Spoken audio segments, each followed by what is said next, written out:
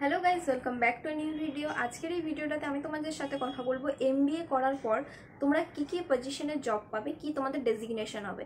Designation কথার অর্থ হচ্ছে যে যা করার পর এমবিএ কোর্সটা তোমরা কী কী পজিশন থাকে একটা কোম্পানিতে, সেই পজিশনে যে চাকরি করছো সেই পজিশনটার নামটাকেই বলা হচ্ছে ডেজিগনেশন। যদি তোমাদের পজিশন হয় ম্যানেজার, ওই ম্যানেজারটাকে বলা হয় ডেজিগনেশন। তো কী কী ডেজিগনেশন থাকে, কী কী পজিশন থাকে, এমবিএ তো করে নিলে এবার কি জব পাবে সেই বিষয়ই হচ্ছে আজকের এই ভিডিওটা। তো চলো ভিডিওটা স্টার্ট করা যায়।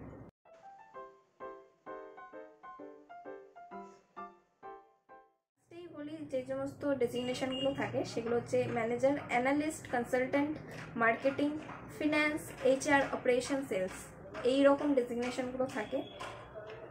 যারা ম্যানেজার ফার্স্টেই হওয়া যায় এমবিএ করার পর, অ্যাজ এ ফ্রেশার তোমরা ম্যানেজার পজিশনে কিন্তু যেতে পারো। তোমরা বিবিএ গ্র্যাজুয়েশন বা এরকম কিছু নয়, একদম এমবিএ গ্র্যাজুয়েট, সো তোমরা ম্যানেজার পজিশনের জন্য যেতে পারো। তোমাদের জুনিয়র এক্সিকিউটিভ, সিনিয়র এক্সিকিউটিভ এগুলো একদম ছেড়ে একদম ম্যানেজার পজিশনে কিন্তু যেতে পারো। সেটা যে কোনো যেতে পারো, হয়তো এইচআরেও ম্যানেজার বা অপারেশন, সাপোর্ট সিস্টেম, সেই সমস্ত এবার ডিপেন্ড করছে তোমরা কোথায় পাচ্ছ, সেরকম কিন্তু ম্যানেজার ডেজিগনেশনটা তোমরা পেতে পারো।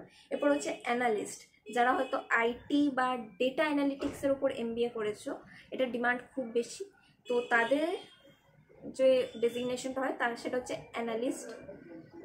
সো এটা একটা ডেজিগনেশন। এরপর হচ্ছে কনসালটেন্ট, যারা জেনারেল এমবিএ করেছো তাদের যেগুলো সাপোর্ট সিস্টেমে হয়তো কাজ, যেমন হিউম্যান ক্যাপিটাল ম্যানেজমেন্ট আরও এসব আছে। এবার এটা আমি ডিসক্রাইব করতে পারছি না, বাট এটা একটা সাপোর্ট সিস্টেম, হয়তো ডে টু ডে যে কোম্পানিটা চলছে সেই সাপোর্ট অপারেশনের যে কাজটা থাকে, ডে টু ডে অপারেশন কাজ যে চলার, সেটাই হচ্ছে সাপোর্ট সিস্টেমের কাজ।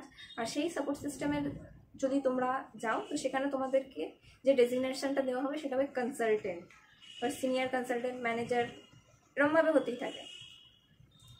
এরপর হচ্ছে মার্কেটিং।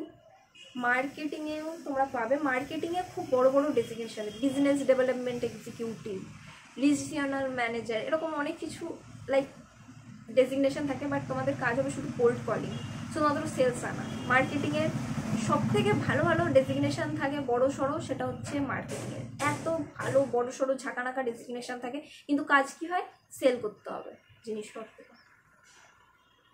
এরপর হচ্ছে ফিন্যান্স। ফিন্যান্সের যেটা থাকে সেটাও অ্যানালিস্ট বলা যায়, কারণ অডিটের যেগুলো থাকে, অডিটর বা আরও যেগুলো ফিন্যান্সের থেকে আসে সেগুলো বেশিরভাগ কনসালটেন্ট আর অ্যানালিস্টই থাকে। এরপর হচ্ছে এইচআর। এইচআরের ডেজিগনেশন এইচআরই থাকে, পরে সেটা ম্যানেজার আর এসব যায়, ম্যানেজার এইচআর। বাট এইচআর এই ডেজিগনেশনটা থাকবেই। যদি তোমার নাম, আমার নাম পারমিতা দাস, আমি এইচআর, এইচআর পারমিতা দাস, এটাই হবে ডেজিগনেশন। এরপর হচ্ছে সেলস।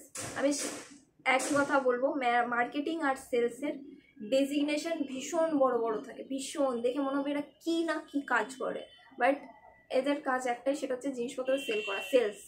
আর 90% ছেলেমেয়েদেরকে প্লেসমেন্টের নামে এরকম বড় বড় ডেজিগনেশন দিয়ে দেয় যে সেলসে ঢুকিয়ে দেয়।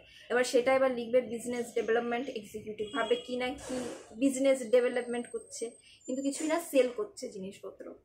এরকম অনেক ডেজিগনেশন থাকে। তোমরা প্লেসমেন্টের যদি পিডিএফ বা প্রকিওর দেয়, সেখানেও দেখবে এই সমস্ত ডেজিগনেশন লেখা আছে, তোমরা ভাববে কি না কি জব করছে, কিছুই না, সেলসে ঢুকিয়ে দিয়েছে।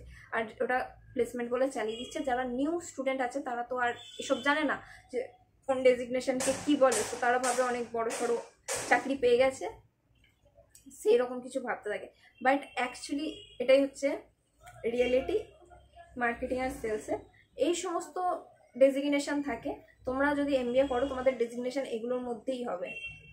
এমবিএ করে কেউ জুনিয়র এক্সিকিউটিভ বা সিনিয়র এক্সিকিউটিভ এরকমভাবে ঢোকে না, সে একবারে ম্যানেজার লেভেলই বা এই সমস্ত ডেজিগনেশনই তার থাকে। আর কোনটা করলে যে কোন কী তোমাদের ডেজিগনেশন হবে সেটাও আমি তোমাদের সাথে ডিসকাস করে নিলাম।